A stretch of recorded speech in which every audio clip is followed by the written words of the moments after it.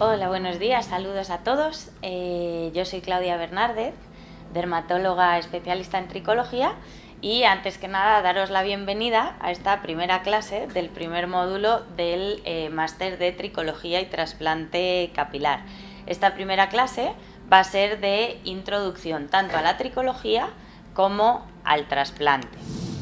Entonces, ¿qué vamos a ver en esta primera clase? Realmente es un poco un popurrí de aquellas ideas que he considerado más importantes. Un poquito veremos la historia de la tricología, la historia de la investigación de la tricología, la historia del trasplante, etc.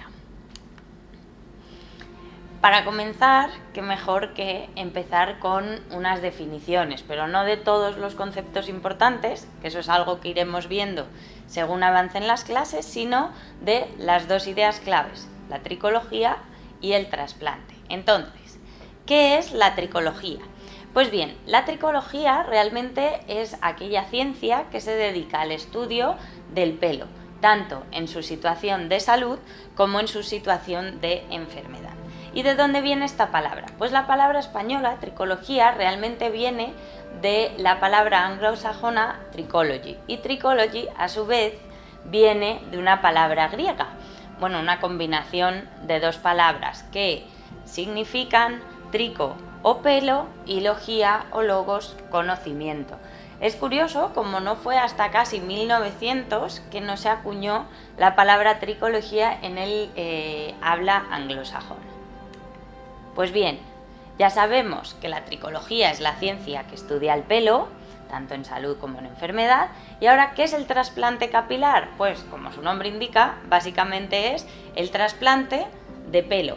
Pero realmente no es trasplante de pelo y ya está, es trasplante del pelo, de su folículo o raíz y de un trocito de piel alrededor. Y este pelo se va a trasplantar generalmente de zonas que se consideran más seguras, más resistentes, como es la zona posterior del cuero cabelludo, a zonas anteriores del pelo inicialmente, y luego también se ha visto cómo se ha ido usando para trasplantar cejas, se trasplantan pestañas, barbas, incluso zonas del cuerpo. Otros nombres del trasplante capilar son la microcirugía capilar o los injertos capilares, y realmente se usan todos ellos indistintamente. Pues bien, ya sabemos la tricología y el trasplante, y obviamente todos los que estáis haciendo este máster ya sabéis lo importante que es esta ciencia. Es un mercado en auge, cada vez hay más pacientes, pero ¿realmente somos los médicos los únicos que nos hemos dado cuenta de esta importancia? ¿O hay más personas que lo conocen? Pues bien, para responder a esta pregunta me gusta mucho poner esta entrevista de Bill Gates, es ya de 2013, o sea que anda que no ha seguido creciendo toda esta ciencia desde entonces, en la cual él se quejaba de que a las personas les importaba más la calvicie que la malaria. En realidad Bill Gates no se estaba intentando meter con la calvicie, él simplemente estaba intentando explicar cómo a las personas en el mundo capitalista que vivimos hoy en día les importan más cosas banales que cosas tan importantes y que pueden causar la muerte como la malaria, pero que afectan a zonas más desfavorecidas. Lo que está claro es que el uso de la palabra calvicie en esa entrevista llamaba la atención sobre el hecho de que ya era un boom en la sociedad, ya mucha gente le daba importancia, había un mercado que crecía cada vez más. Hablamos de que las personas le daban importancia, y la Sociedad Internacional de Trasplante Capilar, o la International Society of Hair Restoration Surgery, que es como se llama, es un poco más difícil de traducir, hizo algunas encuestas o estudios para ver realmente cómo se aplicaba a la sociedad esta importancia. El primero fue intentando ver cuánta importancia le daba la gente al pelo. Entonces, en una de ellas preguntaron a la gente, ¿qué prefieres? ¿Tener mejor pelo, mejor, que no bueno, mejor que el que tienes, o tener más dinero a lo largo de tu vida? Y casi un 50% contestó que prefería tener mejor pelo.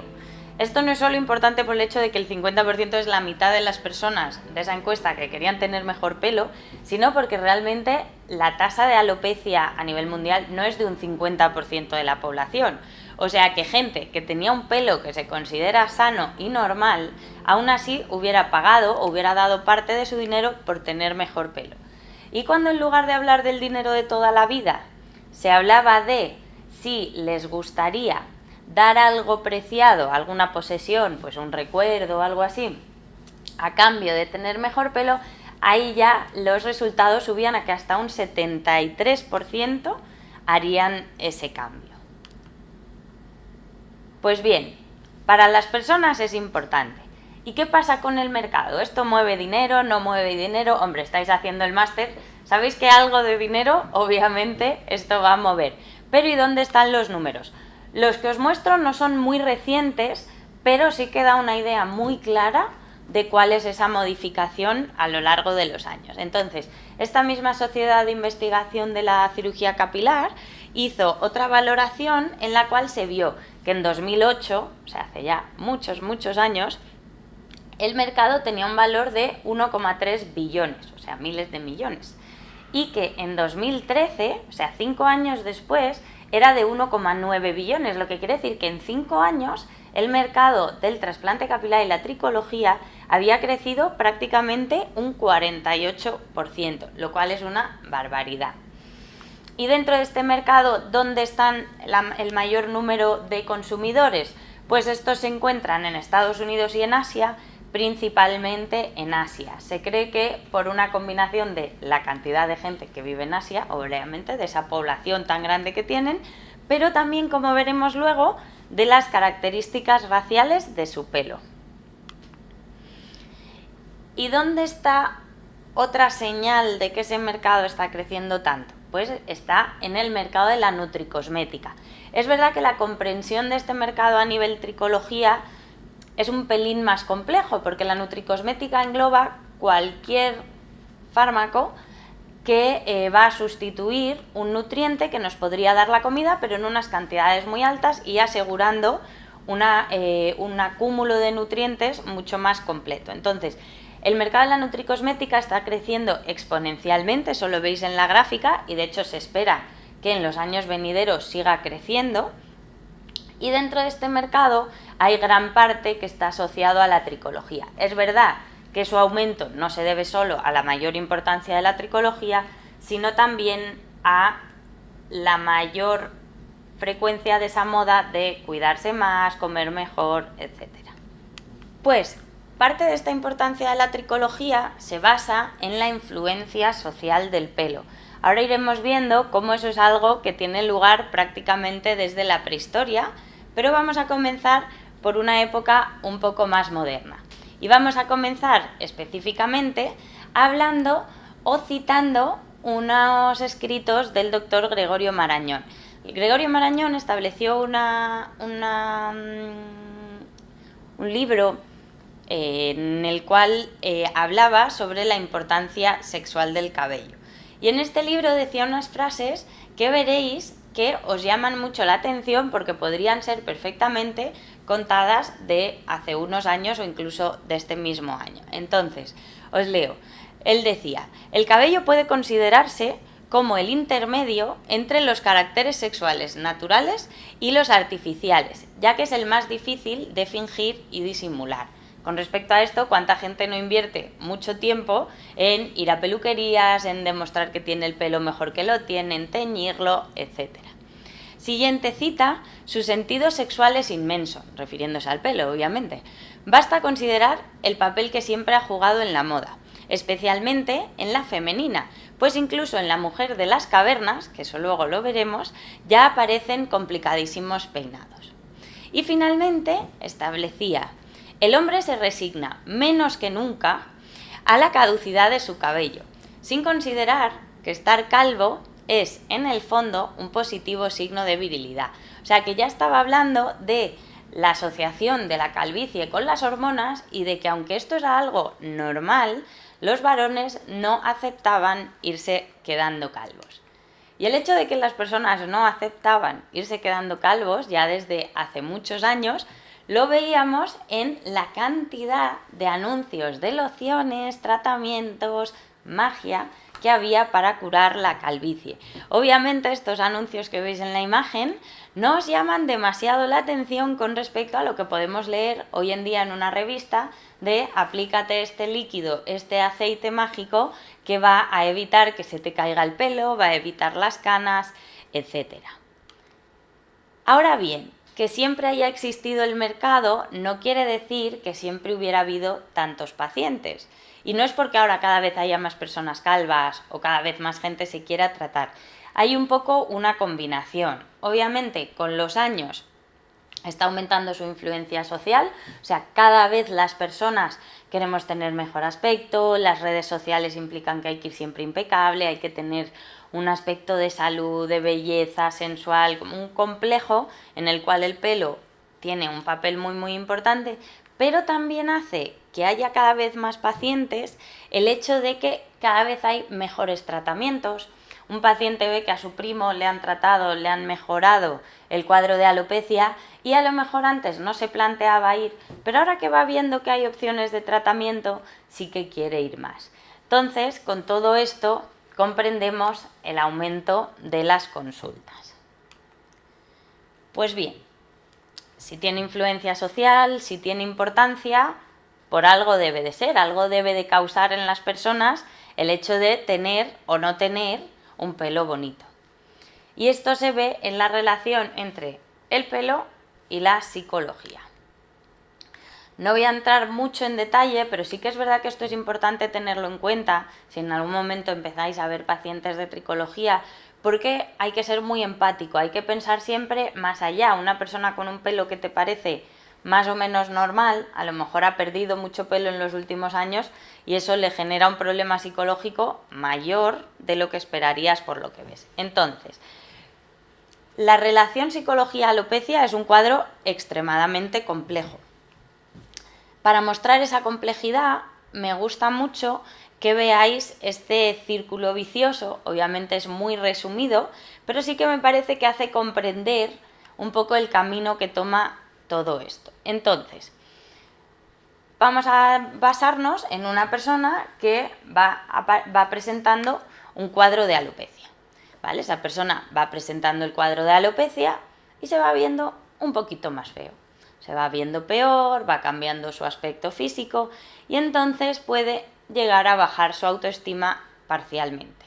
Lo que sí se sabe es que cuando baja la autoestima, uno en lugar de cuidarse más para verse mejor, lo normal es que empiece a hacer lo contrario, que es a disminuir el cuidado, o sea, un menor autocuidado. Un menor autocuidado, una menor autoestima, todo esto puede llevar a cuadros de depresión o ansiedad, porque también la persona no entiende por qué se está quedando calvo, no sabe qué hacer, no puede controlarlo, etc. Se cree que esos cuadros de depresión y ansiedad, a su vez, o la menor autoestima, pueden llegar a generar problemas incluso en los ámbitos laborales, que ahora veremos que hay estudios que lo demuestran. Todo ello, a su vez, va a generar en la persona un cuadro de depresión, ansiedad, problemas laborales, problemas de autocuidado, que va a hacer que probablemente empeore la alopecia, ahí sí que por mecanismos más desconocidos. Con lo cual, con este círculo lo que os quiero decir es que tratar la alopecia y controlarla puede ayudarnos en muchos factores. Entonces, hemos hablado de que la alopecia va a disminuir la autoestima. ¿Y por qué disminuye la autoestima? Pues básicamente por la alteración de la estética corporal. ¿Y por qué es importante esa alteración? Pues bien, ahora lo veremos en la parte de la historia de la importancia del pelo, cómo desde épocas muy antiguas se asociaba el pelo con poder, con fuerza, con estar sano, con mejores relaciones sociales y sexuales. Lo que quiere decir que la pérdida de pelo, no en todo el mundo, pero sí en muchas personas, va a asociarse a una situación de debilidad, de menos poder, de menos atractivo sexual. Y todo eso, obviamente, va a ir influyendo en la persona. A este respecto, se han hecho muchos estudios, aunque es verdad que no hay estudios claros en los que se intente ver cuánta afectación psicológica genera cada grado de alopecia. Aunque es cierto que esto es algo muy difícil porque obviamente es algo muy personal. Hay personas que toleran perfectamente una alopecia, se rapan o se hacen un peinado diferente y ya están felices, y hay personas que con una mínima alopecia van a estar fatal, muy tristes, muy afectados. Entonces, ¿qué son las ideas que sí que se han visto en los estudios? Pues bien, una, que sí que es verdad que la alopecia se asocia con consecuencias psicológicas muy importantes, especialmente en cuanto a depresión y a ansiedad. Obviamente no se relaciona con otras alteraciones, pues tipo esquizofrenia o cosas así. La alopecia va a generar estos cuadros porque altera la imagen y entonces altera la autoimagen, tu capacidad de verte a ti mismo. Entonces te vas a sentir más débil, menos poderoso, etc. Sí que es verdad que no hay estudios en los que se demuestre que mejorando esos cuadros psicológicos se consiga mejorar la alopecia, aunque sí que se creía que esos cuadros pueden incluso empeorarla. ¿Por qué se sabe que la pueden empeorar? Porque lo que sí que se ha visto en estudios es que la alopecia está asociada a eventos traumáticos, o sea, tienes una situación de estrés y esto te genera un cuadro de alopecia, y porque de vuelta la alopecia puede incluso empeorar ese cuadro traumático. Con lo cual veis que aquí hay un cacao, pero que todo este cacao vuelve al inicio de ese círculo vicioso que hemos ya visto. Hay un estudio muy curioso de 1987 en el que unos psicólogos asociaban las sensaciones, los pensamientos que una persona que se queda calva tiene con el acto del duelo a una persona querida. O sea que no podemos menospreciar la importancia que tiene la alopecia en una persona, porque aunque desde fuera o en personas que no padecemos de alopecia nos pueda parecer una exageración que alguien haga duelo por su pelo, la realidad es que hay estudios en los que se demuestra que sí que es así. Y ahora las mujeres. Siempre que hablamos de calvicie parece que estamos hablando de hombres calvos. Hombres calvos son los que más se afectan, los que más problemas van a tener, pero las mujeres tienen un porcentaje de alopecia también muy elevado, y realmente se ha visto que las consecuencias psicológicas de la alopecia en mujeres son mucho mayores. Entonces, en este estudio que os pongo en la diapositiva, que es bastante interesante para leer si tenéis opción de leerlo en completo, sacan unos porcentajes muy llamativos. Los porcentajes son: mujeres con alopecia, hasta un 40%, esa alopecia probablemente va a generar un problema familiar, divorcios, peor relación de pareja, problemas incluso con los hijos a nivel poner orden en casa, etc. Y hasta un 63% van a tener problemas laborales. Las mujeres realmente sienten aún más vergüenza de tener un cuadro de alopecia que los hombres, y esto va a repercutir mucho en la vida social y con ello en la vida laboral. Parte, obviamente, se veía que la presencia de patología psiquiátrica como depresiones o ansiedad era más frecuente en mujeres con alopecia que en mujeres que no la tenían. Obviamente, si uno lo piensa, todo esto está relacionado con pérdidas de autoestima. Se podría asociar a pacientes que tienen una quemadura en la cara, pacientes que de repente se tornan obesos y no pueden controlarlo. Estaría todo muy relacionado con la imagen personal.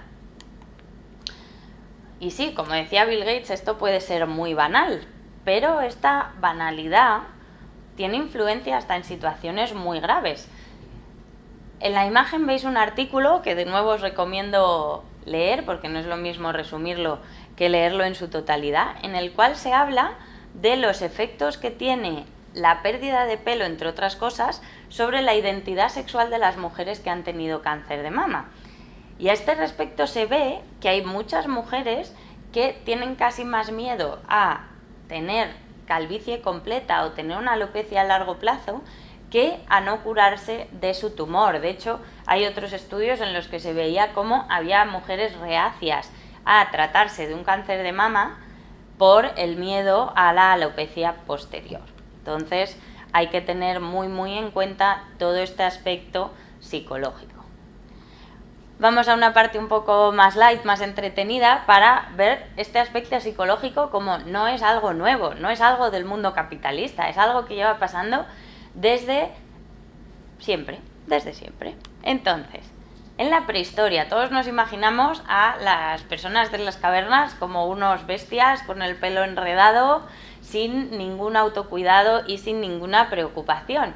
Ahora bien, en los sitios arqueológicos se han ido encontrando cada vez más utensilios para la higiene personal y entre ellos se han encontrado peines. Estos peines, la característica que tenían es que tienen unas púas muy finitas y muy pegadas entre ellas. Eso nos quiere decir que no son peines exclusivamente para uso estético, sino que servían para desparasitar. Ahora bien, lo que creen los arqueólogos es que cuando usaban esos peines para desparasitar, no solo desparasitaban, sino que llevaban el pelo peinado. Lo que quiere decir que en aquella época llevar el pelo peinado implicaba que estabas limpio, que no tenías parásitos y que lo podías llevar de esa manera sin ningún problema para la sociedad. Un poquito más adelante en la historia vamos a tener ya las referencias bíblicas y esta es una referencia muy conocida y quien no conoce Sansón y su historia de el hombre más fuerte del mundo y cuya fuerza residía en el pelo. Esta historia es importante, se consideró que Jehová quería que Sansón fuera el liberador de los israelitas y entonces le dio la fuerza en el pelo, era como su conexión con Dios. Él con su pelo largo tenía una fuerza tremenda, en una situación mató a unos 3000 filisteos, que eran los enemigos fuertes y animales, así como a un león. Entonces los filisteos, como no sabían cómo librarse de él, consiguieron que se enamorara de una dama, que esa dama le traicionara y entonces consiguieron cortarle el pelo, una vez se enteraron de que de ahí venía su fuerza.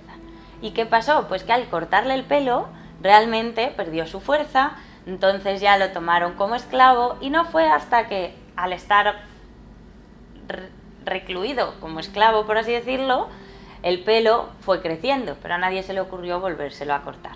Entonces cuando ya creció lo suficiente, Sansón retomó su fuerza y pudo ir de vuelta contra ellos. Si bien la historia obviamente es una leyenda, ya llama la atención sobre la importancia que se le daba al pelo, porque realmente por poder la leyenda podía haber hablado de cualquier otro atributo corporal como la base de la fuerza. Avanzamos aún más en el tiempo y hablamos de los egipcios. Los egipcios se tiene un conocimiento muy amplio de esta sociedad, tanto por las momias encontradas en el Valle del Nilo, como por dibujos, esculturas, etc. Lo que se sabía de esta sociedad es que cuidaba mucho, era muy recelosa de su aspecto físico y en ello obviamente incluía el pelo. Era una sociedad que no solo lo peinaba, lo cortaba, lo cuidaba, sino que tendía mucho a usar pelucas. Y esto era no solo por la facilidad que les daba para tener unos peinados de mejores características, sino porque les permitía rapar el pelo suyo para que así no acumularan piojos, no acumularan otro tipo de infestaciones, hongos, etc. Pero sin embargo mantuvieran ese aspecto de salud, ese aspecto bonito. Como curiosidad, en los egipcios el pelo y su corte no va a diferenciar entre varones y mujeres, lo que sí va a diferenciar es según la edad. Y así los niños tenían que llevar un mechón, como veis en la imagen de abajo, ese es Ramsés de niño, llevaban un mechón que solo se les cortaba en la época de la circuncisión, era como el evento en el que pasaban a ser adultos, mechón cortado y circuncisión. Y en el Imperio Romano, pues bueno, aquí hay una anécdota muy curiosa a nivel histórico y es que todos imaginamos a Julio César con su corona de espinas. Uy, ese era Dios. Con su corona de laureles, perdón. Entonces, ¿por qué llevaba esta corona de laureles? Pues bien, llevaba la corona de laureles, dicen, para tapar su alopecia. Entonces, las coronas de laureles inicialmente en el Imperio Romano solo se usaban en actos, en las Olimpiadas, en momentos de carreras, gladiadores, etc. Pero César, como vio que se iba quedando calvo y que eso despertaba risa en sus enemigos, demostraba un poco de debilidad que él no quería demostrar, pidió al Senado por escrito la posibilidad de llevar esa corona de laureles de diario, y de esa manera tenía un aspecto más señorial y además ocultaba su alopecia. Así que a partir de ahora, en las fotos de César, fijaros bien en cómo tiene el pelo detrás de esa corona. Y ya acabando las anécdotas históricas, pero que viene bien, nunca sabes de qué vas a hablar con un paciente, o sea que todo esto parecen tonterías, pero es verdad que ayuda mucho a entablar conversaciones muy interesantes. Llegamos a la Edad Media. La Edad Media es una etapa larguísima, obviamente no vamos a entrar en todo, pero sí que es una etapa muy interesante porque, claro, tenemos muchas pinturas de toda esa etapa. Entonces, ¿qué es lo más característico de la Edad Media? Que es donde se ha ido viendo a través de las imágenes cómo se iban haciendo modas, ¿vale? Cada época tenía un poquito su moda con respecto al pelo. Así, en la Edad Media Alta, que es la inicial, el pelo largo lo que demostraba era libertad. O sea, alguien que tenía posibilidad de llevar el pelo largo era alguien rico, alguien que tenía tiempo a cuidarse. Y sin embargo, los esclavos o los clérigos, para demostrar que estaban dados a su causa, llevarían el pelo rapado. Según se iba avanzando en la Edad Media, lo que se iba viendo es que con el auge del comercio había un auge también del cuidado personal y de demostrar poderío. Si te mostrabas poderío, tenías más opción de vender mejor. Entonces es una época en la que ya se empezaron a establecer peinados y detalles muy característicos en cuanto al cuidado del pelo. Entonces, ya hemos visto la importancia del pelo a lo largo de la historia y como eso es muy importante para la cultura general de un tricólogo. Y ahora vamos a ver una parte menos divertida, pero que también es básica como tricólogos, y eso es la historia de la investigación tricológica, o sea, conocer un poquito qué ha ido pasando a lo largo de los años. Obviamente solo voy a ir nombrando los hitos más importantes y las personas que creo que deberíais sí o sí conocer. Y entonces vamos a empezar no por el principio, pero por lo que se le denomina el principio de la tricología como ciencia. Y esto es en la época de Galeno, esto ya es después de Cristo, y Galeno hizo unas afirmaciones que, si bien a día de hoy parecen irrisorias, realmente se consideraron importantes prácticamente hasta el siglo XVIII. Y él decía que el pelo crece largo en barba y cuero cabelludo como consecuencia de la exhalación de los humores corporales. Entonces, el hombre era más peludo porque tenía más residuos gaseosos y más calor. ¡Hala!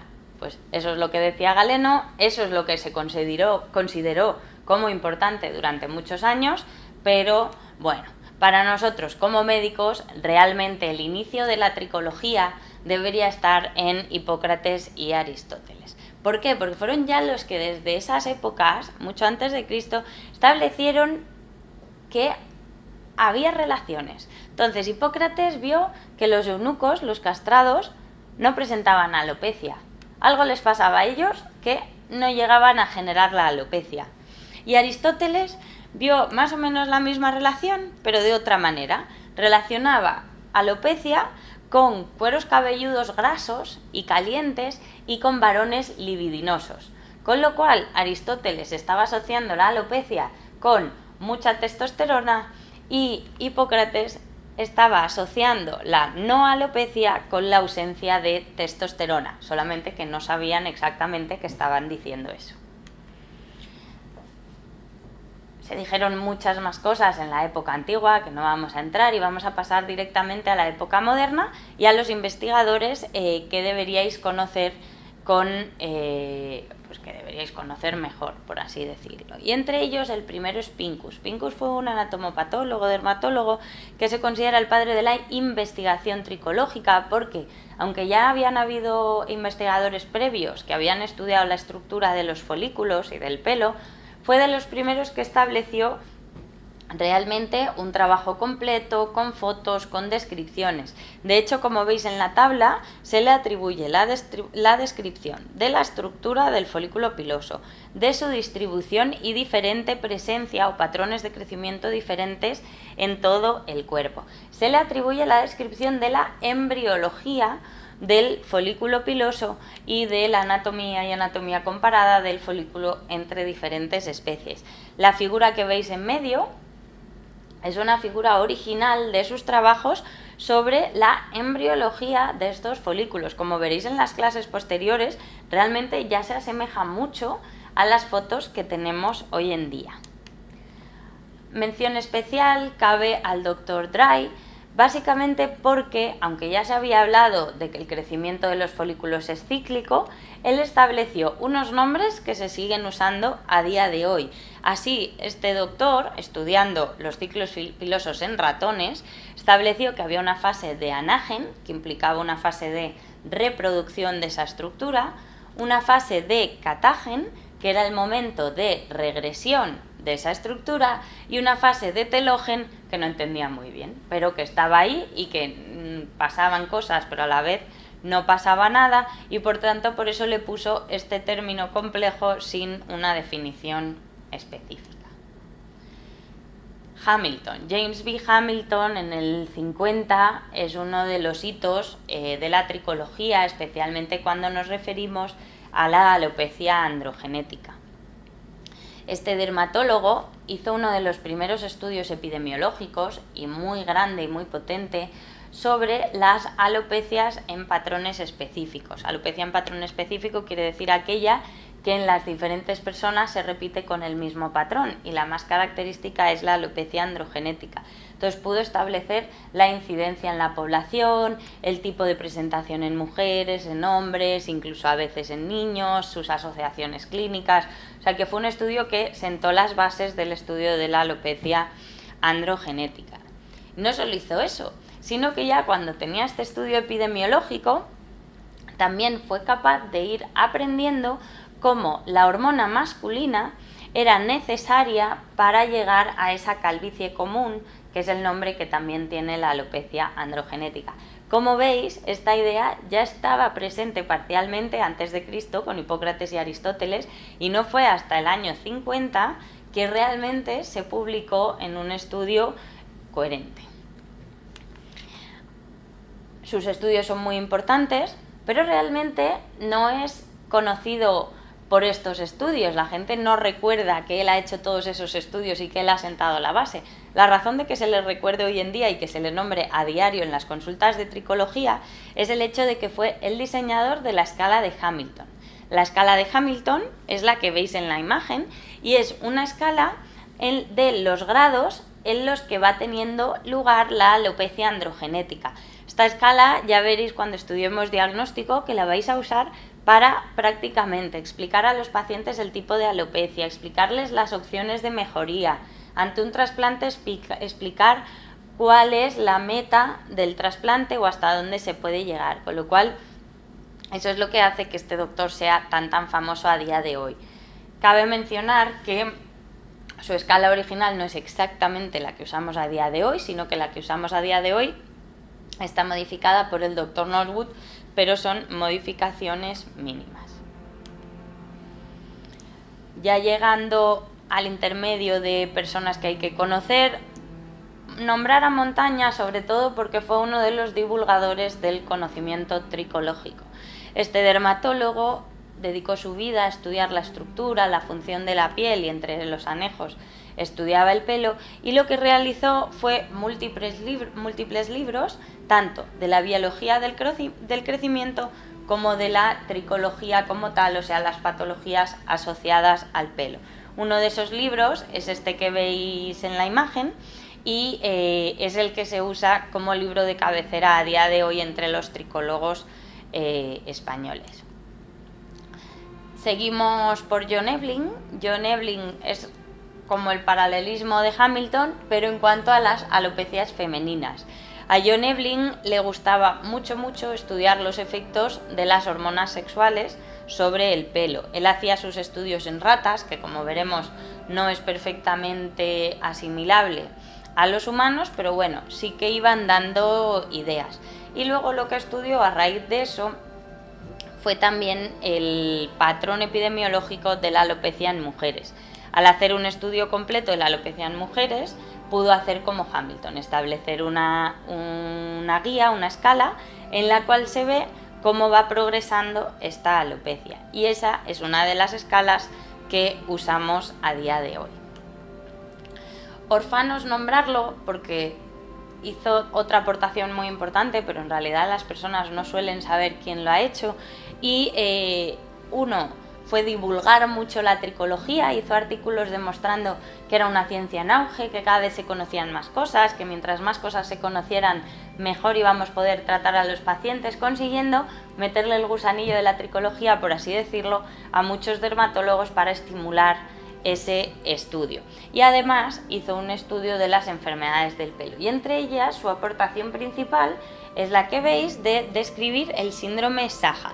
Síndrome Saja quiere decir un síndrome con seborrea, acné, hirsutismo y alopecia. Entonces, este síndrome es de vital importancia tanto para endocrinos como para dermatólogos, como para cualquier que quiera estudiar el pelo, porque demuestra una asociación de respuesta al hiperandrogenismo que tiene lugar en muchos órganos del cuerpo.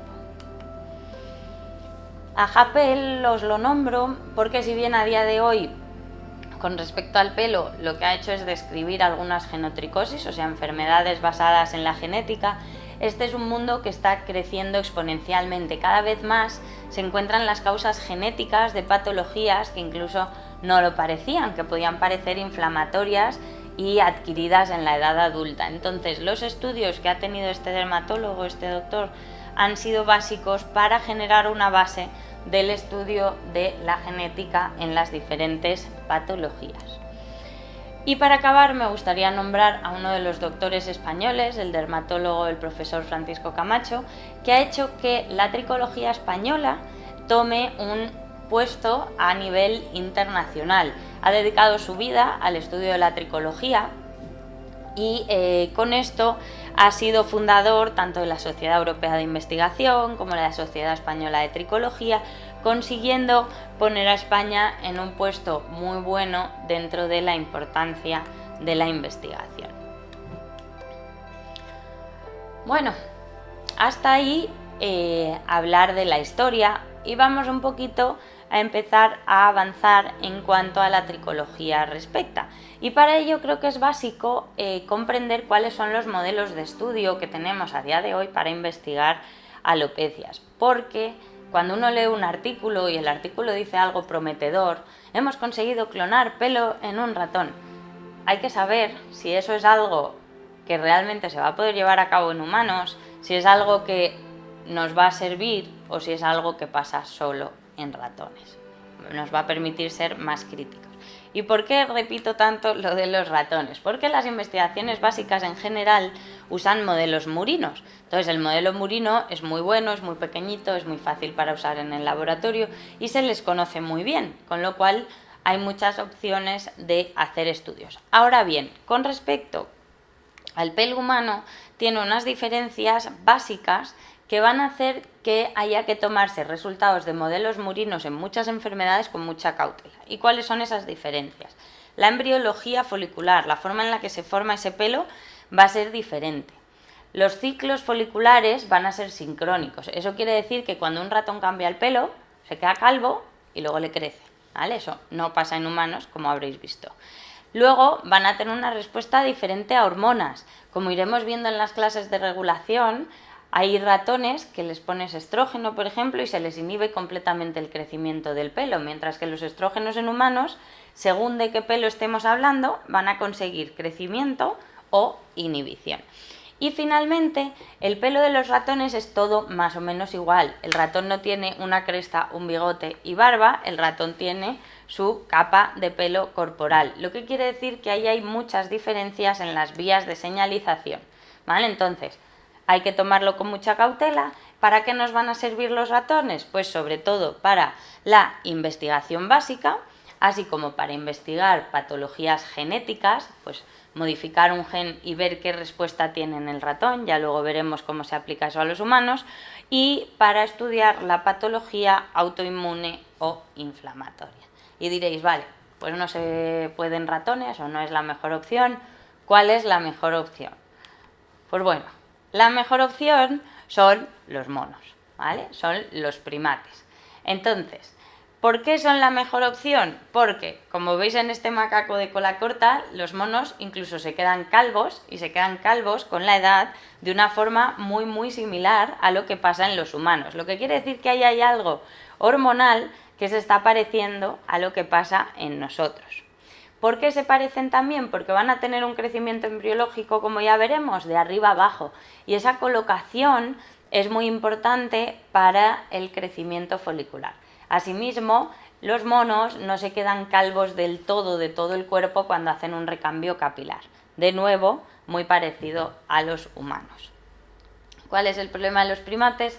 Que la ética no permite unos estudios en primates iguales actualmente a los que permite en ratones. Hay que ser mucho más cauto, está todo mucho más regulado. ¿Qué estudios sí que se hicieron antes de esa regulación mayor que hay a día de hoy? Pues, por ejemplo, se administraba testosterona a hembras castradas. Con esa administración se veía que esas hembras perdían el pelo de la zona superior, presentaban una alopecia androgenética. ¿Y para qué se usaron también mucho en los inicios? Para ver los trasplantes. ¿Por qué los usaban para trasplantes? Pues porque, como tenían su zona calva, básicamente tomaban pelo de otra zona, de la región posterior, lo ponían en la zona calva. Y diréis, ¿y por qué no lo hacían en humanos y ya está? Pues porque lo trasplantaban, lo dejaban crecer y después de crecer lo volvían a quitar para estudiarlo. Entonces, a ver a qué humano le iban a convencer de trasplantarle pelo y luego quitarle todo ese pelo para estudiar cómo iba funcionando. ¿Vale? Entonces, sin meternos en el tema ético, es verdad que eran unos modelos de investigación muy útiles. Dentro del popurrí de cosas que había que hablar en la introducción, ¿qué es otra que hay que tocar? Vale, el pelo, su importancia, pero ¿y para qué sirve? ¿Para qué sirve tener pelo? Pues bien, realmente la función principal del pelo es una que nosotros a día de hoy tenemos muy escasa, que es la de protección y termorregulación. Entonces, en animales, obviamente, el pelo les va a proteger del frío, luego van a cambiar el pelo para que resistan bien al calor, en situaciones de cambios de temperatura pueden irlo modificando, o sea, les va a permitir adaptarse al medio y protegerse también incluso de los golpes. En humanos, protección de golpes, no, porque el pelo es muy pequeñito, pero es verdad que el pelo, el vello, como el que veis en la foto, que recubre la mayor parte de las zonas corporales, si bien es muy chiquitito, sí que va a tener la capacidad de, en determinadas situaciones, formar una capita de aire, y esa capa de aire se cree que va a conservar la temperatura corporal. Por eso se nos ponen los pelos de punta cuando hace frío. Y estos vellos, este pelito, no solo va a funcionar para mejorar la temperatura, sino que además nos sirve para el tacto. Todos esos pelitos chiquititos que tenemos por zonas no están ahí para fastidiar, sino porque en realidad debajo de ese pelo hay toda una estructura nerviosa que va a reaccionar ante los contactos, ante el tacto, es un mecanorreceptor, lo que quiere decir que va a mejorar la función del tacto. Eso se ve muy claramente, si lo queréis probar en casa podéis, si cogéis una zonita de vello y la afeitáis un poquito y la tocáis. El tacto, la respuesta táctil es completamente diferente cuando hay y cuando no hay vellos. Y finalmente, la función que llevamos hablando mucho tiempo y que es la que causa todo el problema de déficit de autoestima, problemas psicológicos, etc., que es la función estético-sexual del pelo. Realmente esta función no es algo nuevo, eso pasa también en animales, por ejemplo el pavo real que tiene ahí la cola llena de colores vistosos. Se supone que ser bello o tener unas características bonitas va a hacer que más personas quieran que sus descendientes sean parte tuyo, entonces te va a mejorar la facilidad de la reproducción. Entonces, ¿cómo consigue mejorar la belleza? Pues porque va a enmarcar la cara, va a permitir personalidad haciendo cambios de peinados, de color, etcétera, y es variable a lo largo de la vida. Por eso, en principio, el pelo es muy bonito a los 20 años, cuando deberíamos estar llevando a cabo los actos de reproducción, y ya según va avanzando la edad ya no es tan importante la reproducción, con lo cual el pelo también pasa a un segundo plano. Os pongo esta imagen para que veáis eso de que os hablo de que marca la cara. Es la misma persona, simplemente ha perdido la línea de implantación. Y si veis, esa pérdida de línea de implantación sí que hace un efecto como de que es otra persona, porque igual que la forma de la nariz es importante, la forma en la que el pelo nos rodea la cara, las cejas, etcétera, va a hacer una personalidad específica. Hemos hablado de la importancia en el atractivo sexual y esto se basa sobre todo en las diferencias en el pelo entre hombres y mujeres, no solo en el hecho de que los hace más bello, ¿vale? Entonces, una de las preguntas que yo siempre hago es: ¿quién crees que tiene más pelo, el hombre o la mujer? Entonces, si piensas en una persona adulta, vas a pensar, hombre, en general los hombres son más peludos que las mujeres, ¿vale? Ahora bien, esto no es real, ¿vale? El número de folículos, eso lo veremos en la embriología, es el mismo en hombres y en mujeres, y es el mismo en todo el cuerpo y a lo largo de la vida. Eso quiere decir que en niños prepuberales, ¿vale?, que los niños y las niñas tienen más o menos la misma cantidad de pelo, no va a haber diferencias, con lo cual si en ese momento no hay diferencias, quiere decir que en el número real de pelos no hay diferencias en adultos. Ahora bien, ¿cuál es la diferencia? Pues la diferencia se basa en la distribución del pelo, ¿vale? ¿Cómo es esa distribución? Pues que el pelo relacionado con los andrógenos, con la presencia de la hormona masculina, entre comillas, va a hacer que ese pelito finito del que hablábamos antes se haga grueso en determinadas zonas. Y en varones se hace grueso en más zonas que en mujeres, algo que se ve muy claramente en la imagen, ¿vale? Y esta andrógeno dependencia va a ser también la que haga que en el futuro sea más probable la presencia de alopecia en varones, de alopecia androgenética, en varones que en mujeres. Ahora bien, si bien sí que es verdad que hay un poco más de hombres calvos que mujeres, realmente los porcentajes no son tan diferenciados. El pelo cambia entre sexos, pero también lo hace entre razas. Esto es algo obvio. Si les cambia el color de la piel, cambia la estructura del cuerpo, cambia incluso el tipo de fibra muscular, como no va a cambiar la estructura del cráneo y del pelo. Entonces, empecemos por caucásicos, porque son los pacientes que con más frecuencia vamos a ver. ¿Cómo es el cráneo de los caucásicos? Es así como ovoide, ¿vale? Es más alargado que ancho. Esto va a hacer que tengan una línea de implantación prácticamente curva y unos ángulos temporales marcaditos, ¿vale? Entonces, esta zona de arriba, que es lo que llamaremos la zona receptora, porque es la que recibe el trasplante capilar en el futuro, es relativamente pequeña. Y en cuanto al pelo, la densidad del pelo en los caucásicos no es muy alta, es de unos 200 pelos por centímetro cuadrado, ¿vale? Y lo que es más bajito en comparación con otras es sobre todo el diámetro del pelo, ¿vale? El diámetro del pelo suele ser de unos 60 milímetros, 70.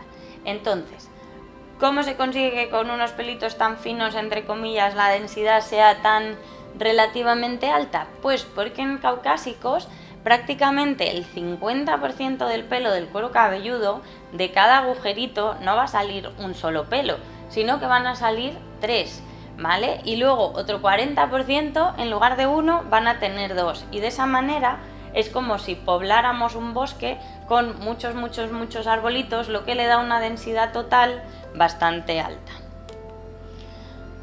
Hemos hablado de que el mercado de los asiáticos es el mayor mercado. ¿Y cómo es la cabeza en esta raza? Pues bien, los asiáticos tienen un cráneo que se denomina braquicefálico y que es más redondo.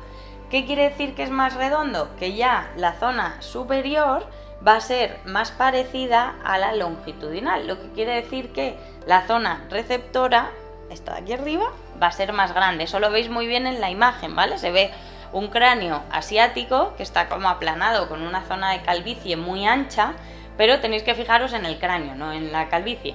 Y más a la izquierda vuestra se ve el caucásico, que lo tiene como más alargadito, esa zona receptora es menor. Esto va a ser muy importante porque el cráneo caucásico va a necesitar muchas menos unidades foliculares para taparse que el cráneo asiático. Además, los asiáticos no solo tienen esa zona bien grande, sino que tienen una línea de implantación más recta, lo que quiere decir que no te puedes ahorrar unidades foliculares ni siquiera en hacerles las entradas. Pues como veremos después, la forma de esa implantación es muy importante para dar personalidad.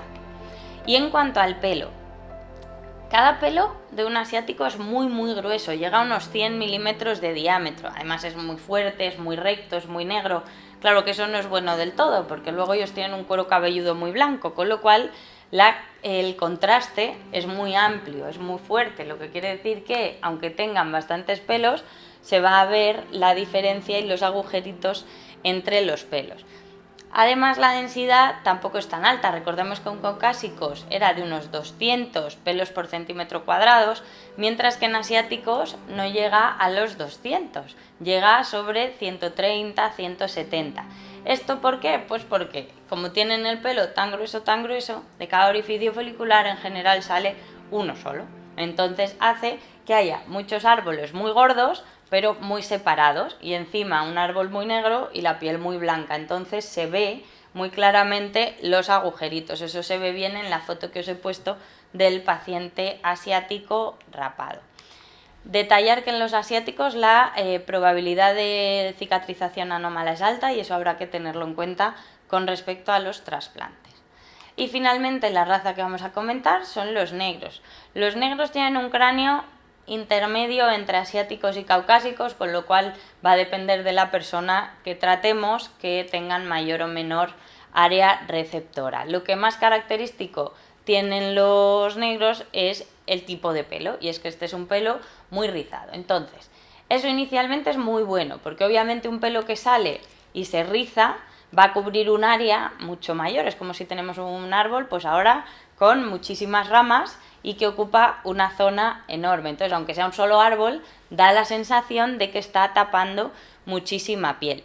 Ahora bien, esto de cara a los trasplantes no es del todo bueno, porque dificulta mucho la extracción de esos pelos y va a requerir unos agujeros relativamente grandes para asegurar que sacas el pelo de una forma atraumática. Además, los pelitos en realidad son finos, o sea, son muy rizados, pero son los más finos de todos y los más frágiles. Y la densidad es la menor de todas. Entonces ahí tenemos un poco un arma de doble filo, de que vamos a tapar con el rizo, pero vamos a tener problemas para poder sacar un número suficiente de pelos para cubrir un área determinada. Abajo de la imagen os podéis imaginar intentar sacar el pelo ese completamente enroscado con un micropunch, como veremos después, que la probabilidad de romperlo es altísima. Igual que los asiáticos, los negros van a presentar alteraciones en la cicatrización. Esto no es una respuesta a un trasplante, esto es una patología que ya comentaremos en las clases de alopecias, pero esta imagen de queloides en un paciente negro es algo muy frecuente. Y a modo de resumen de esta parte, tener en cuenta que la diferencia de los pelos no solo va a depender de su grosor o de cómo está insertado, sino también de la forma. Entonces, mientras más elíptico sea el pelo, el tallo piloso, más rizado va a salir el pelo. Entonces, esto también va variando según las razas. Vale, tenemos que hay pelos diferentes, formas diferentes, densidades diferentes, pues obviamente hay colores diferentes. ¿Y de dónde viene el color del pelo? Pues el color del pelo va a venir de la melanina, y va a venir tanto de la cantidad de melanina como del tipo de melanina que presente. Entonces, hay dos tipos: la eumelanina, que es la que según su cantidad va a presentar colores marrón claro a marrón oscuro, y la feomelanina, que es una melanina que es la que pigmenta de rojo. Entonces va a ir de rojo clarito, muy rubio, rubio como anaranjado, a rojo muy denso. Y con respecto al color, tener en cuenta que la calidad de la superficie del tallo también va a influir en el color, en el brillo, etc. Hablábamos de la implantación de los asiáticos. Implantación pilosa quiere decir cómo se estructura la línea frontal del pelo. Y va a ser muy importante para los trasplantes porque hacer una correcta línea de implantación pilosa va a permitir que esa persona mantenga los rasgos característicos de esa raza. Eso es, por ejemplo, un problema de los que hay con la gente que se trasplanta en Turquía, que les pone una línea de implantación típica de habitantes de esa zona, muy recta, es casi asiática. Y claro, luego llegan a España, en donde tenemos de forma natural un poquito de entradas, una línea en M, y no se ve un trasplante natural. Entonces, os pongo esta foto tan divertida, este es un bebé que está muy de moda en Instagram, para que veáis la línea de implantación de los bebés, porque los bebés nacen con una línea de implantación muy recta, en una frente muy ancha y muy grande, porque la cabeza es grande con respecto al cuerpo. Luego, con la reducción de la proporción de cabeza con respecto al cuerpo, se modifica esa línea de implantación pilosa y, no os las voy a leer todas, pueden aparecer muchas formas de implantación. Esto lo tenéis en los apuntes y sobre todo es para que os hagáis una idea, pero lo que más quiero recalcar con esto es que cuando vas a valorar a un paciente, vas a trasplantarle, vas a hacerle incluso un tatuaje de micropigmentación, debes sí o sí valorar la línea de implantación específica de ese paciente y vas a tener que copiarla, ¿vale? Cada uno tiene la suya. Y entre las particularidades, el pico de viuda. El pico de viuda es muy frecuente en España, en las mujeres mediterráneas sobre todo, aunque también aparecen varones obviamente, y es este piquito aquí anterior, simplemente es una modificación genética, se suele heredar de madres a hijas, se suele heredar a lo largo de una familia y de nuevo es algo que hay que tener en cuenta de cara a un trasplante, aunque también es verdad que el pico de viuda va con las modas. Hay épocas que todos quieren un pico de viuda, épocas que la gente quiere que se lo quiten completamente. Entonces, bueno, lo puedes recrear o puedes preguntar al paciente qué es lo que quiere. Bueno, de forma muy resumida, ya somos expertos en el pelo y entonces, para finalizar, vamos a hablar de la otra gran parte de este máster, que es el trasplante capilar. Y vamos a comenzar de nuevo por la historia, porque no hay nada como conocer la historia para entender cómo funcionan las cosas hoy en día. El hecho de que el área alopécica no gustara, hemos visto que ya lleva siendo así durante muchos años. Entonces, desde que comenzó a mejorarse la cirugía, los tratamientos estéticos, etcétera, una de las cosas que se hacía eran hacer cirugías para reducir el área de alopecia. En ese momento no se podía poner pelo donde faltaba, pues lo que se hacía era, si uno tenía una alopecia, quitar la mitad de esa alopecia e intentar cerrarlo para que así ese área fuera menor. Iremos viendo los tipos, ¿vale? Entonces, una de las más usadas era la cirugía de expansión volumétrica, que se llama. Esta cirugía se basa en el hecho de que el cuero cabelludo, si lo tocáis, es una piel muy poco distensible, o sea, si intentáis plegarlo es prácticamente imposible y en realidad si plegáis la piel de otra zona del cuerpo, eso te permite quitar mucha piel. Entonces, ¿qué es lo que había que hacer para poder juntar? Pues se metían una especie de globos de silicona, ya os imagináis lo que era la época de la operación, unos globos de silicona que poquito a poco se iban llenando. Entonces, al llenarse, se iba consiguiendo que la piel que estaba encima del globo se fuera extendiendo.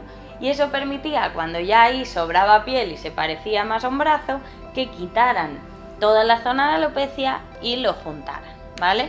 Veis ahí al lado una imagen un poco de sin expansores lo que sería.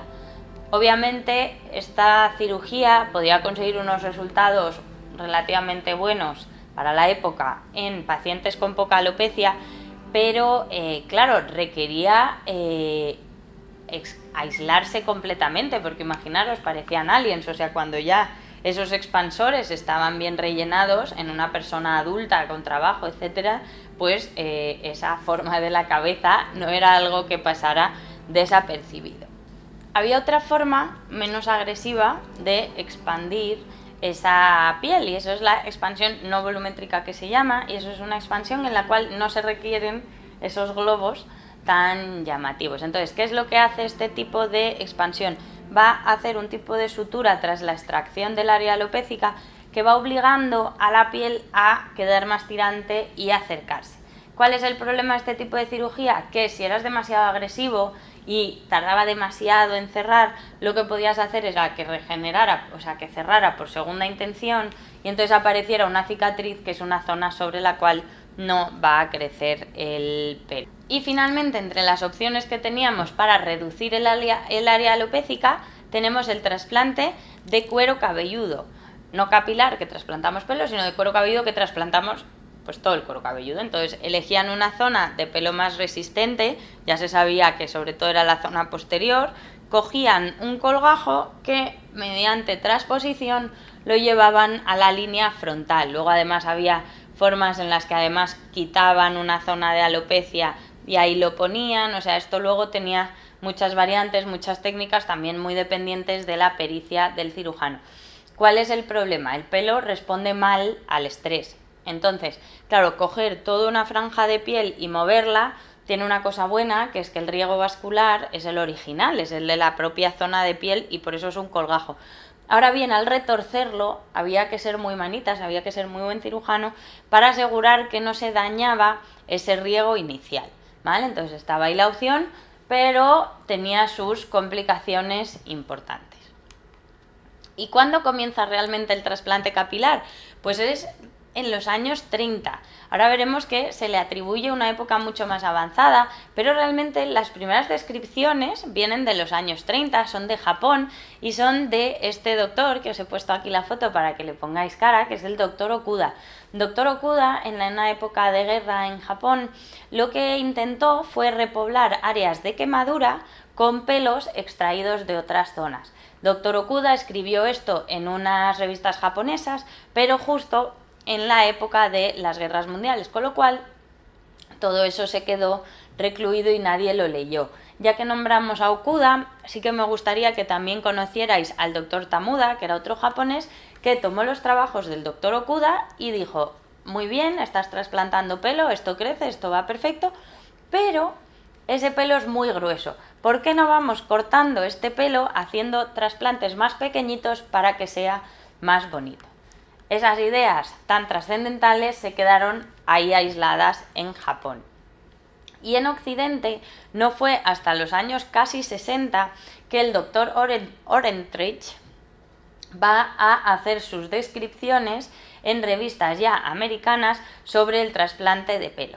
Entonces, es verdad que no fue el primero. Ahora bien, el doctor Orentrich sí que estableció la máxima sobre la cual tiene lugar el trasplante, y eso es un concepto denominado dominancia donante. ¿Eso qué quiere decir?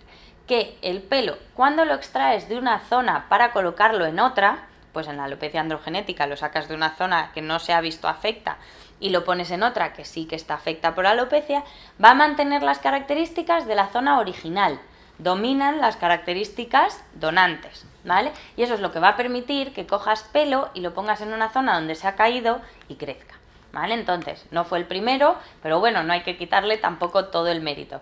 Este dermatólogo, la verdad es que es una persona con una vida fascinante, porque no solo dedicó toda su vida al estudio del pelo, a los trasplantes, etcétera, sino que pensaba que también se podía mejorar la piel y llama la atención que es el padre de las líneas de cremas Clinique, que fueron de las que iniciaron toda la moda de mejorar la piel con cremas. Y si eso no fuera poco, también fue el primer presidente de la Asociación Americana de Dermatología. Y por si fuera poco, y como se ve que le había ido muy bien en la vida, dedicó todos sus últimos años a establecer fundaciones sin ánimo de lucro en las cuales se hacían investigaciones tricológicas y médicas en general. Así que es una persona que merece gran mención. Pues bien, ya estábamos en los años 60, se empezaba a popularizar el trasplante, pero había un problemilla. Y ese problemilla es que los trasplantes se hacían tomando trozos de piel gruesa de la región posterior del cuero cabelludo, y esas regiones se ponían en la zona anterior. Entonces, como eran zonas grandes, necesitaba además espacio entre ellas para poderlas colocar. Esto hacía que fueran los trasplantes que se llamaban con aspecto en pelo de muñeca. ¿Y cuál era el otro problema? Pues que a veces inicialmente ese trasplante quedaba muy bien.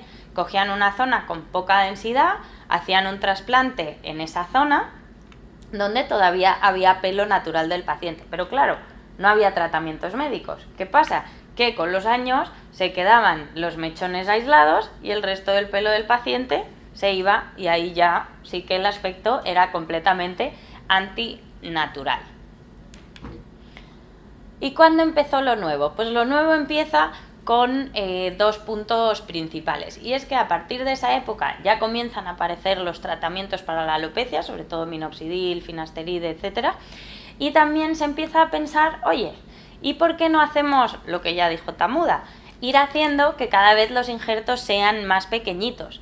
Al ser más pequeñitos, veis en las imágenes cómo cada vez el aspecto se puede ir consiguiendo más natural.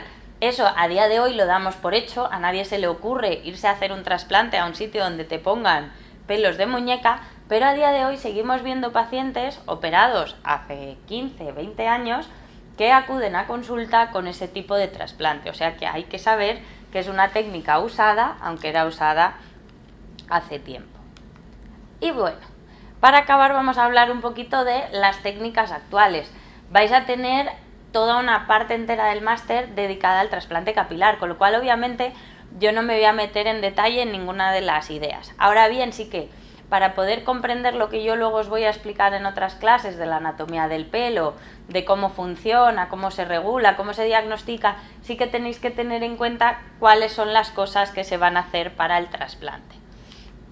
Hemos dicho que la idea principal para que se pueda hacer un trasplante es la dominancia donante, y para ello estamos hablando sobre todo del trasplante de alopecia androgenética. Se pueden hacer en otras patologías, pero son casos ya muy específicos y que hay que valorar de forma individual. Entonces, el trasplante, nos llevamos el pelito de la zona donante o que no va a tener problema de alopecia a la zona receptora o zona de alopecia. Para ello, vamos a ir viendo cómo la evolución nos permite dos cosas: mejorar la extracción, así como mejorar la implantación posterior, la colocación. Y vamos a empezar por la extracción. Para la extracción, la primera forma que se hizo fue el método de la tira. Esto implica quitar una tira completa de la región donante del cuero cabelludo y luego prepararla para implantar. Y la otra opción es ir extrayendo por unidades foliculares, o sea, ir extrayendo con micropunch prácticamente una a una esas unidades foliculares. Entonces, el método de la tira, ¿por qué era el que se usaba antiguamente antes de tener los micropunch, obviamente? Pero es un método que se sigue utilizando. ¿Y por qué? Porque permite dos beneficios principalmente, o bueno, tres entre comillas. Uno es que no requiere que el paciente se rape la cabeza para la intervención, eso es algo importante para algunos pacientes. Otro es que parece que se pueden conseguir más unidades foliculares, o sea, es más, te da más cantidad en un mismo área. Y el otro es que cuando tenemos un paciente con pelo muy rizado, con pelo con características difícil para extirpar, nos va a permitir hacerlo de esta forma y sacarlo sin tanta transección. Transección es cuando rompes el folículo piloso al irlo sacando. De beneficios, ese mayor número de folículos y también la mayor facilidad para que sobrevivan. Lo malo, que obviamente es una cicatriz grande que habría que cerrar con una sutura para intentar que no deje nada de cicatriz, aunque la puede dejar. Por eso en personas que vayan a llevar el pelo corto se desaconseja completamente. La tira es eso que veis, es muy importante el diseño, ya que la longitud, el grosor, va a depender de cómo de extensible es el cuero cabelludo, cuántas unidades queremos, etc. Y lo que se va a hacer básicamente es con el bisturí, tras haber diseñado la tira, cortarla, luego eso se saca, realmente se llega hasta la profundidad, con lo cual sale bastante fácil y sin necesidad ni siquiera de meter disectores por debajo para ir separando las zonas. Esa tira se la van a llevar unos técnicos para con microscopios ir cortando, ¿vale? Veis ahí la tira, veis ahí una tira ya cortada en una tirita más fina y luego se cortarían las diferentes unidades. Y finalmente la zona de extracción se cierra mediante sutura, grapas, eso también se ha ido mejorando como iréis viendo en el máster. La técnica FUE, ¿cuál es la diferencia? Obviamente, igual se diseña la zona de implantación, hay que afeitar el área donante. Si una persona ya lleva el pelo al 2, al 3, pues bueno, va a tardar poco en crecer. Pero si es un varón que lleva el pelo largo y le obligamos a raparse, socialmente la gente va a notar que algo ha pasado. Entonces, eso hay que tenerlo en cuenta. Luego los injertos se van a ir extrayendo uno a uno. Ahora veremos cómo, y se quedan prácticamente esas imágenes que veis de pelito con un poco de piel alrededor. Entonces, la extracción de unidades foliculares se le llama mínimamente invasiva, porque no es una cirugía tan grande. Básicamente se van haciendo, cada vez que se saca con el micropunch, se van haciendo mínimas incisiones. Entonces, en principio, pues no sangra tanto, no es una cirugía tan aparatoso. ¿Y para quiénes sería idílico hacer un trasplante con extracción de unidades foliculares solo? Pues sobre todo a aquellas personas que piensen que van a llevar el pelo corto y por tanto quieran la cicatrización menor posible, o sea, que se vea lo menos posible que ahí se han hecho algo. El problema, el hecho de que lo llevan afeitados. Los beneficios, que realmente a posteriori es una cirugía que genera menos dolor y menos tiempo de estar retirado de la vida sociolaboral. He hablado mucho del micropunch y os preguntaréis, ¿vale? El micropunch, ¿qué es? Bueno, un punch es el bisturí que se usa en dermatología, sobre todo, que es redondo, para hacer biopsias. Entonces te permite penetrar y hacer un sacabocados completo de toda la piel y sacarlo. Entonces un punch normal en dermatología pues tiene entre 2, 4, incluso 5 milímetros, mientras que los que se usan en el pelo son mucho menores, entre 0,8, 1 como mucho. Entonces, para su uso se fueron mejorando las técnicas. Inicialmente era uno manual, como el que veis ahí más rudimentario, y básicamente el cirujano tenía que ir girando y sacando cada pelito, ¿vale? Entonces eso obviamente era cansado. Posteriormente se hizo uno eléctrico, que lo que hacía era con un pedal girar solo, ¿vale? Entonces le dabas al pedal, apoyas en la piel y lo saca. Eso lleva mucho tiempo usándose, pero es tan cómodo que se sigue usando hoy en día. Además, como veis en la foto, son mecanismos o estructuras muy parecidas al que era manual, o sea que a nivel peso, etcétera, es muy cómodo. ¿Qué es lo que se ha ido mejorando hoy en día? Pues que ya pasamos de solo el eléctrico al automatizado. Entonces, en los eléctricos manuales, cuando ya sacábamos el pelo, luego tenía que ir alguien con las pinzas recogiendo los pelitos, mientras que el automatizado, que es este que veis, lo que va a hacer es hacer el agujero y aspirar suavemente el folículo a ese huequito que veis arriba como de plástico, que es un reservorio. Ese reservorio tiene un filtro y entonces ahí hay un poquito de líquido, de suero para mantenerlos húmedos, pero te permite hacerlo de una forma bastante más rápida y mucho más limpia. Y finalmente, entre las mejorías a nivel extracción está la robotizada. Es el robot, a día de hoy es el robot Artas, creo que no hay más. Y lo que hace es todo este proceso robotizado, se va colocando al paciente, se va eligiendo. Ahora bien, es un robot que depende al 100% de que tú le des unas indicaciones correctas, o sea, lleva una maquinaria compleja, unos programas complejos, o sea, que no es la panacea de me compro un robot y yo ya no hago trasplantes, siento al paciente ahí y me olvido, ¿vale? Sí que lo hace robotizado, pero tiene sus complicaciones. El mundo de la extracción va mejorando a pasos agigantados. ¿Y qué pasa con la implantación? ¿Y cómo se implanta?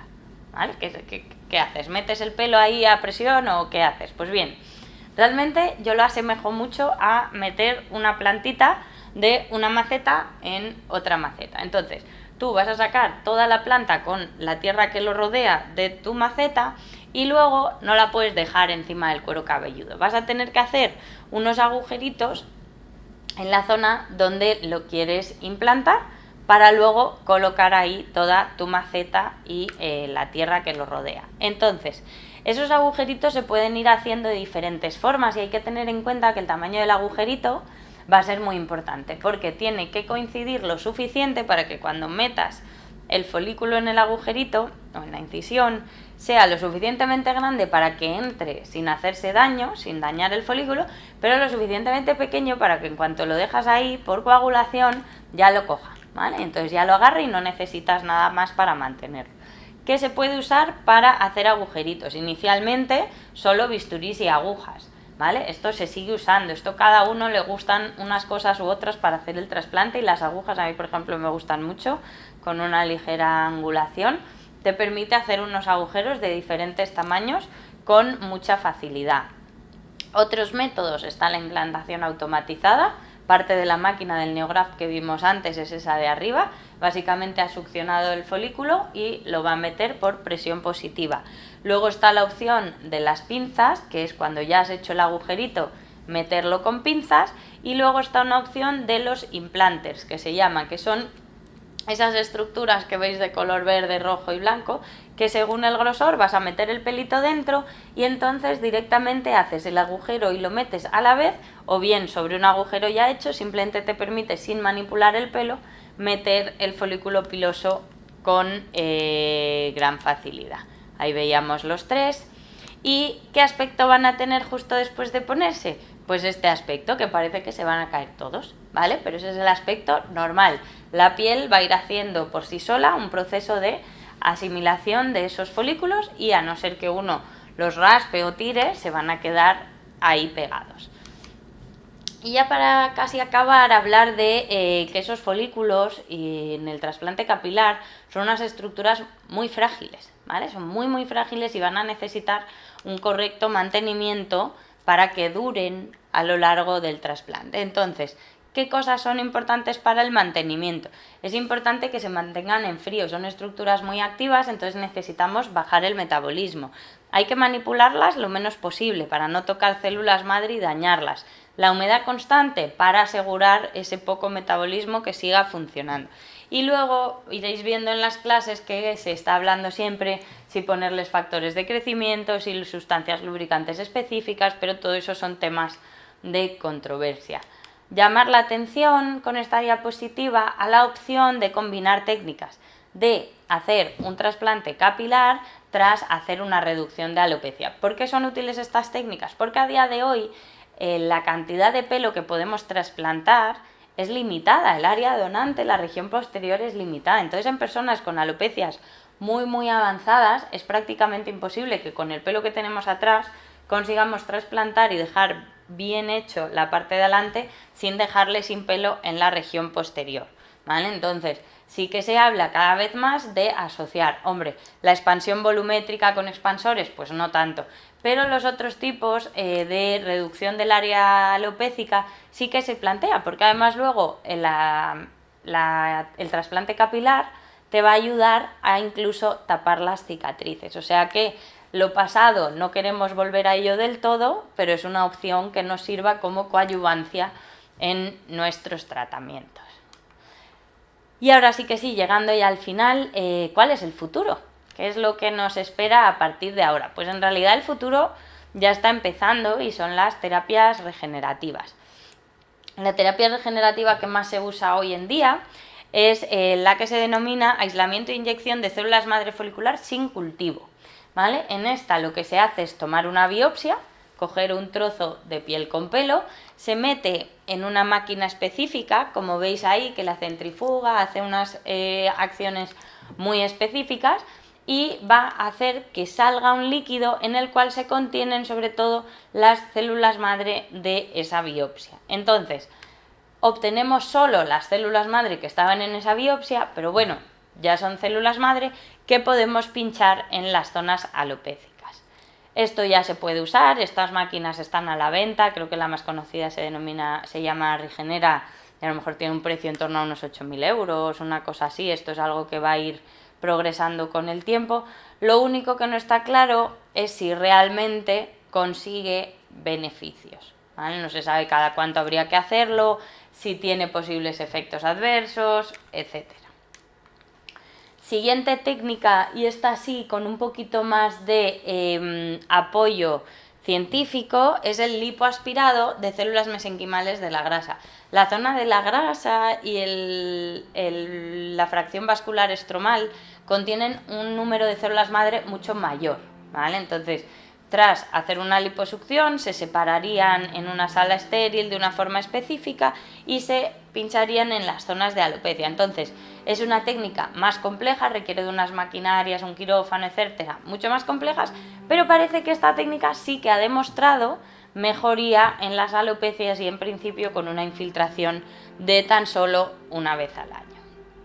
Y finalmente, el futuro es la clonación de las células foliculares, o sea, cultivar folículos, extraer unos pocos y conseguir muchas células madre, o incluso en el futuro conseguir ya directamente el folículo piloso formado. Esto está en estudio, parece que se podría llegar a ello, pero obviamente a día de hoy hay muchos problemas éticos, hay muchos parones hacia su resultado definitivo y eficiente, así que por ahora habrá que esperar. Pues nada, eso es todo con respecto a la introducción y espero que os haya resultado interesante.